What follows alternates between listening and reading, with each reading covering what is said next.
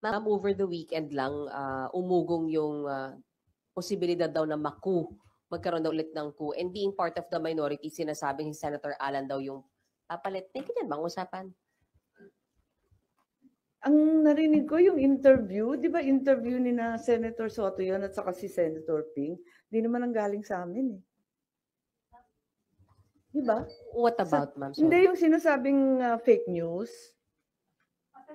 What are you asking? Di ba yung sinasabi mong fake news na magkakaroon ng kudeta ng kudeta? Parang ganun.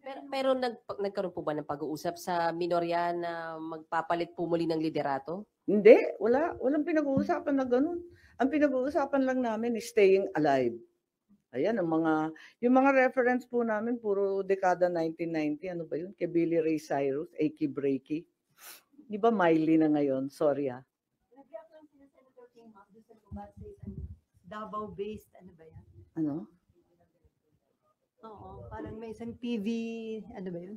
Sino daw nagsabi? Hindi ko alam eh. Lumabas, ma'am, doon sa isang naka-base sa Davao na Ano raw sinabi?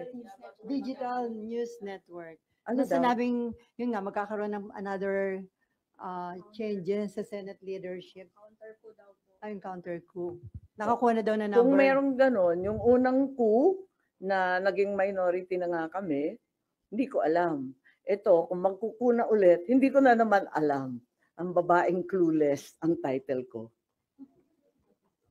Po. So far po, satisfied pa po tayo sa liderato ni SP Soto or may talks na po tayo na baka anytime soon may dissatisfaction na kailangang i-address from the minority? Wala naman. 1 linggo pa lang eh. Nayayanig pa nga kami eh. Hanggang ngayon, parang nagulat kami. Talagang nagulanta kami. I had no idea.